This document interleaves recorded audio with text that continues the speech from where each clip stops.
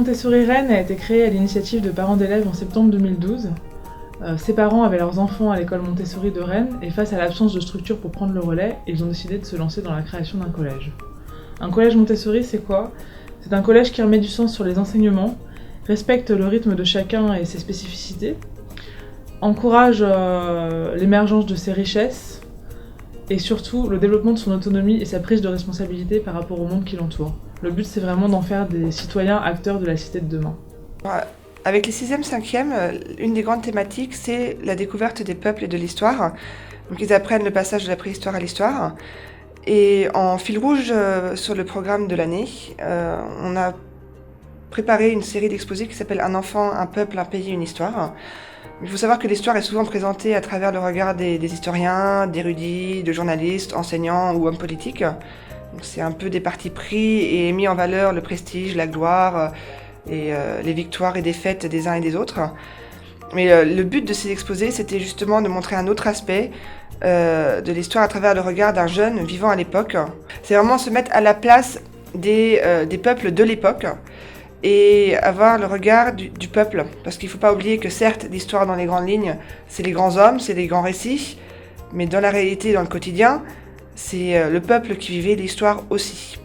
Donc pour ces exposés-là, les élèves réalisent des panneaux expliquant ces différents aspects d'un jeune. Donc ils doivent vraiment se mettre dans la peau d'un jeune, s'inventer un prénom, trouver un déguisement, donc se déguiser pour l'exposé, apporter des objets, des jeux. C'est aussi ça, qu'est-ce que je jouais ? Est-ce que à mon époque, j'avais des jeux ? Est-ce qu'on favorisait le jeu ou est-ce que dès 12 ans, je travaillais avec mes parents dans l'artisanat ou dans les champs, voilà. Je pense qu'ici, on a tous des parcours différents.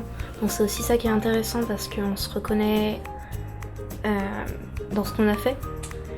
Donc il y a aussi un choix des parents pour venir ici, mais vraiment, ce collège-là, c'est très intéressant parce que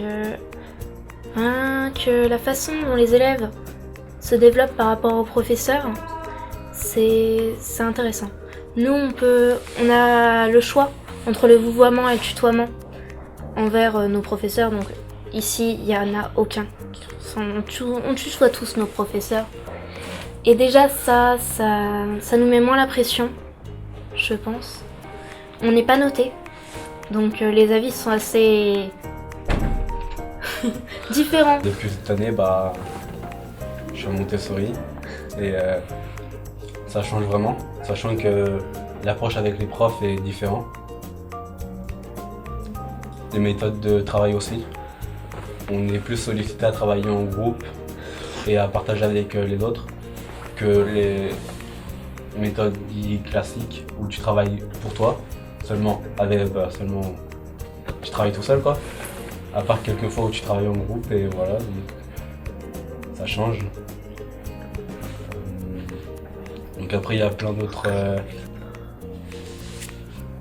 trucs qu'on fait pas dans les collèges normaux, comme manger à table ensemble, on mange à table ensemble mais on n'apporte pas sa propre nourriture. Il y a des maîtres de maison, des maîtres de tout. Ça permet de mettre une certaine convivialité.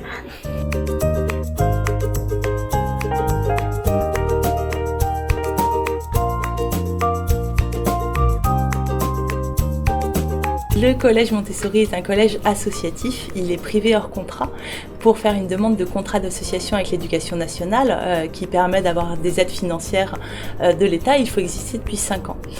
Nous avons fait le choix d'avoir des tarifs adaptés au quotient familial pour avoir une plus grande accessibilité et il se trouve que finalement le budget du collège ne peut pas tenir comme ça en ayant des salariés.